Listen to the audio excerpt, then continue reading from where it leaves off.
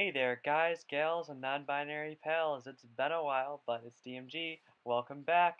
This is Blitz, and these are my mastery replays in the WT auf Panzer IV. This is the Tier 9 German tank destroyer that leads to the Grill 15, not the Tiger. This tank is very good. Um, I like this tank probably more than the 704, more than the Foch, probably. I don't know. That one's kind of a toss up in the air. But this is probably has to be one of my favorite Tier 9 tank destroyers in the game because I'm sure all of you know my affinity for the Borsig and how I love camo sniping with large doses of alpha. It's surprising that I don't like the 183 as much as I should, though, right? Based on that description. But the Waffen-Trager is like a upgraded version of the Borsig. And as you can see me here, I haven't wasted any time in putting my upgraded gun to use. Really, the same gun, but with better penetration, better aim time, better dispersion, better bloom. Shell velocity, I think, is a little bit better, too. You just get better everything. The only thing that I think is a little bit less on this tank is the camouflage rating, but that's made up for by better mobility with the Waffen-Trager. Additionally, something you should know about this tank is that it got buffed recently. Its gun elevation angles were made more uniform so that you don't have all these wonky ups and downs with the gun when you're trying to drive around and shoot on the move, or a target suddenly moves out of like 45 degrees view of your aiming or of your turret traverse, right? Your gun doesn't suddenly jump down or jump up, so it's really made this tank very comfortable to play. As you can see here, I'm abusing this bush, firing at the E50M, the IS-8, the T-30 up at the ridgeline. This tank is simply abusive in Tier 9 and 8 games. And as I'm showcasing here, even tanks on the hill don't really stand a chance against a camouflaged waffle. Something that you may have noticed is that there is a T95 in this game. I am playing alongside a very famous tank destroyer player in T95, the only tank for me. Gotta give a shout out to the one, the only, well, I wouldn't say the only famous T95 player because there are a few others, if you know what I'm talking about. But for the good reasons, T95, the only tank for me, is probably our most experienced T95 driver on the server, so it's good to be playing with him. Would rather definitely have him in the T95 than pretty much anyone else, really. Anyways, we keep going, and I am able to find shots into that, like I said, the IS-8, tanks on the hill, and I'm going to try and put one into this IS-6. Kind of a risky shot, but I wanted to see if I could take his tracks off, actually, and make him burn a repair kit. The more repair kits he burns, the less aggressive he's going to be, and that allows my team to continue hunkering down, holding it in, because we are in a 5v3. However, T95 takes out a tank on the other team, but we get a tank taken out, and it keeps the two-gun deficit, or the one-gun deficit now, in their favor. I take out the E50 with a heat round. Fantastic penetration on heat rounds at 334 millimeters of penetration. Allow me to punch right through the E50 and take him out of the game. Waffen-Trager mobility is pretty good, as you can see here, much better than the Borsig, and allows me to go right around here, go into the Patton, and put an HE round into him. Pretty easy to kill right there. Fully traversable turret allows me to get that gun around and makes those shots possible, whereas let's say I was in an ISU 152, I need to traverse more, and then maybe that Patton escapes from me. Not so with the Waffen-Trager. He pokes, I'm able to put in a round into him, and I'm backing off. I'm willing to eat a shot from this ISU. He misses, and then I go to AP, look at him, see if I can find the weak point. Massive amounts of penetration on the AP rounds. I am using a rammer despite calibrated shells. Might be something to run in tournaments should you ever do like a Tier 9 clan war or just want to run this simply because of its flexibility. But hey, rammer gets the job done. We put in another shot into the ISU for a fantastic win on mines. You can really just turn the sound off and watch the game simply and understand all the thought that goes into it. And I know it's just sniping, but really the designation of targets, the ability to whittle each one down to prevent them from pushing, and just then the subsequent Xing off of targets. Next, you're going to see me play on Dynasty's Pearl. Dynasty's Pearl is definitely not a destroyer's map. Trust me, I know. I've tried to play this map in competitive before, and I've tried to use like 2 or 3 tank destroyers trying to make it work. But tank destroyers definitely are not the meta for this map. It's more oriented towards heavies and mediums, and maybe a little bit towards lights as well. And hey, to add insult to injury, this is one of the few times you do see me going town. I'm not a big fan of going town whatsoever on any map, as gun depression is important to me, and if I can abuse gun depression in any way, it'll keep my tank safer. Where I'm going right now, there's not a lot of gun depression to use, so if I get caught out, I am definitely in trouble. However, the other team has gone to the other side, and I am simply going to take up a good position that will allow me to snipe away. I'm hoping the camouflage rating of the Waffle will allow me to get away with a few shots here. I'm not expecting much, but I'm willing to give it a try. Camouflage rating right there paying off as I do not get spotted by the crossing heavy tank, and I'm simply waiting for someone to try and cap B or cross into C.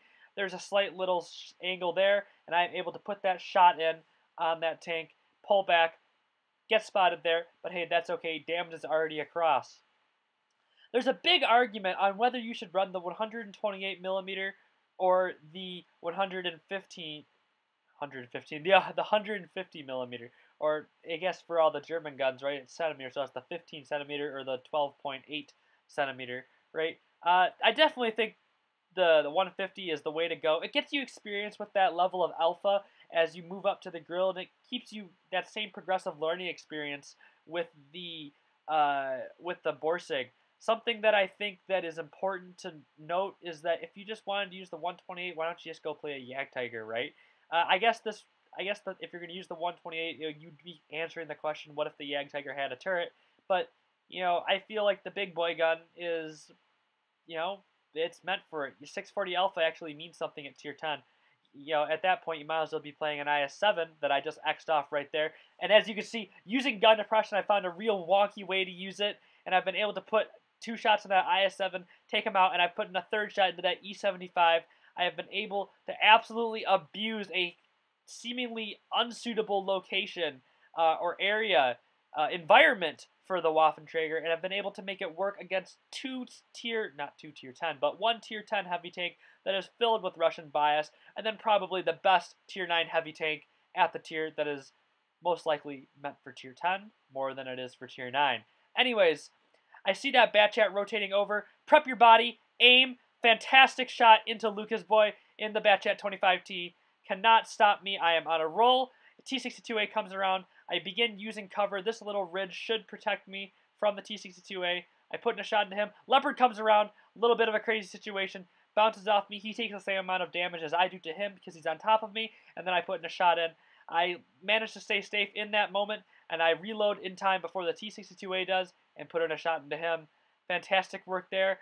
Surviving on low HP and a tank destroyer while being rushed, all because I was first able to prep my body, aim at the Batjet 25T, prepare for his movement, understand my shell velocity, fire away, take him out of the game, which then sets me up to snowball into killing that Leopard and then killing that T62A.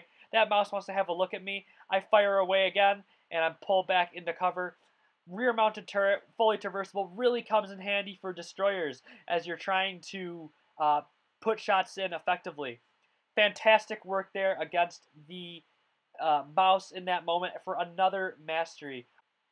Anyways, last game you're going to see today, fantastic game in the Waffen-Trager on Alpenstadt, a real cracker for you. This is probably one of my favorite games that I have played in a long time. It's got everything you need to see. Classic North American salt, abuse of great positions, good technique, pretty much nothing lacking in this game.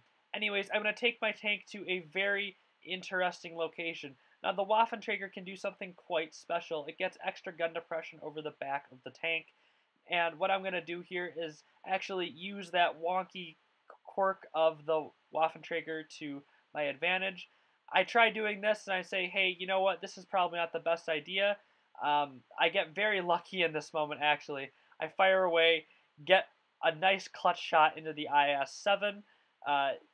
Firing down onto the IS-7 weakens its plates and allows me to go right through, giving me the statistical probability advantage to go through. Try firing another one through the bush there as he's crossing. Don't get too good. Don't get too lucky with that. But I keep trying to use this ridge. And this is going to be so important for me going forward. I really am playing Overwatch for my team. And what's super good about this rear mount is that after I fire, I can just drive forward, which means my acceleration is a lot better. So I can fire and then run away quicker. So after I fire and pen that E100, I'm immediately away from the situation. And yes, I'm going downhill a little bit, but even on flat ground or going uphill, it makes all the difference when you're trying to escape from shells, right? Because this means that you don't always have to stay unspotted. It's not like a ISU or a Borsig in the sense where, you know, when you get spotted after you fire, you have to find some cover to pull back around quickly. For this, the design of the tank, it does it for you. It makes it super easy, and I don't know where that shell goes, but I guess that kind of makes up for the RNG. I don't want to say the RNG pen, but the pen that I had on the IS-7 in the beginning of the game. Regardless, I'm going to try it again. Waffen-Trager does have a decent amount of reload on it, and I'm able to put in a shot into that IS-7, and as you see there, he looks at me for a second, but hey, I'm able to escape so fast out of that area, out of this bush. I keep abusing this bush, and I'm able to run away immediately. HE into the FB215B 183 takes him right out of the game. But this is all about using a fantastic position, or a position that people wouldn't think to use. Using bushes in a way that people wouldn't think to use them. With a tank that has such an interesting quirk that really only it can do it. You know, there's no other Tier 9 tank destroyer that can abuse this bush that I'm using in the way that I am using it. No Tier 10 tank destroyer could abuse this bush either, actually. So this is very specific to high tiers. So I really do recommend picking this tank up. The grill isn't in too good of a place right now, so I wouldn't say go play that. But otherwise, definitely play this tank. This tank is definitely worth a look. It's worth your time. It's not something that I would just pass up. Most people want a free XP right to the grill because it looks so cool. But guys, definitely play through the Borsig and the Waffle if you're really interested in getting the grill. Another shot there. The gun depression allows me to look down onto the T-57, put an AP round right through his weak sides, and continue working. I put in another shot in the T-57. Gun depression again, it lets me expose very little of my tank.